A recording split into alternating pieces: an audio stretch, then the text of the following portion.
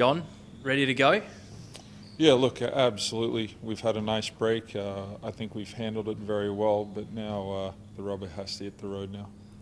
It's playoffs, the vibe around the team, the energy. Can you talk to us about that? Does it go up a notch? And are you happy with where that energy's at the moment? Yeah, look, I like where we're at.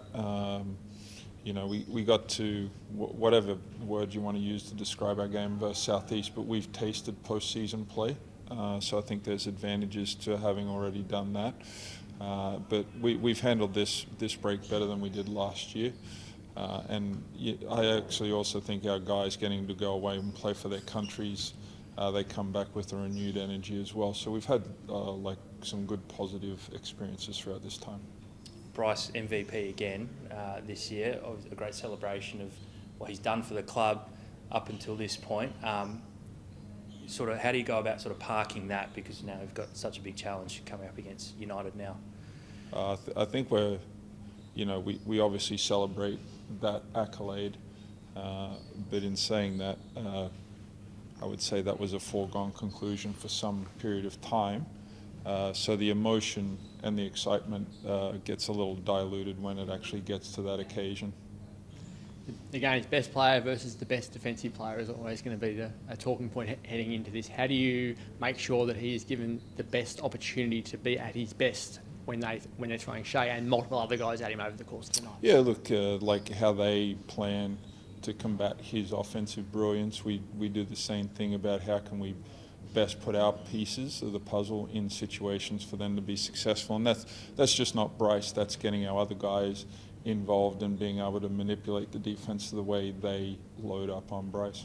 So you haven't had some of your big guys, taller guys and stronger guys in the games this year due to injuries. Does having those guys back out there help to set screens for Bryce and just put more physical pressure on them, which you didn't have the opportunity to do because they weren't there? Yeah, look, absolutely, and that's when we talk about everyone has to be able to perform at their best in those moments, because you've seen over the last 4 games when we have all the pieces, like Bryce is the MVP, he's a great player, but we also have some other pieces that can be game changers in different moments as well.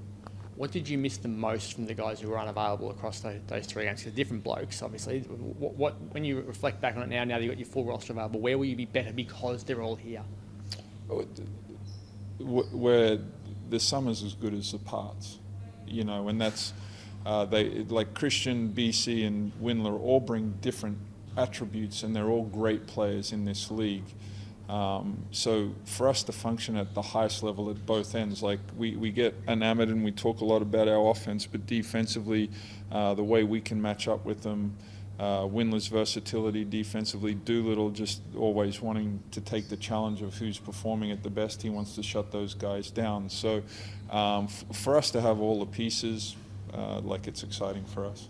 You talked all year about getting minutes into the young guys so they're ready for playoffs, yep. Tinkering with your game plan so you're ready for playoffs. Do you feel like you've got all the things you wanted ready and that you're right and you're prepared to peak right now? Well, that's the plan. The Melbourne United, they're going to be prepared to try and take that away from us. But like Pepper, Almanza and Aquera have been away with the national teams. Their minutes have been a little reduced compared to throughout the season. So for those guys away to get back into a little bit of game rhythm, because those guys will lean on them at some stage throughout a playoff series for us to be successful. So I really like how they got to go away, performed at a great level. So they're back with great confidence now. And a lot's been made of the fact you haven't beaten United this season, but over this extended break, what's been the focus? The Perth Wildcats have been the focus through this. You guys can beat up all of those statistics until I'm blue in the face, but it's about how we approach the series and then how we ultimately perform.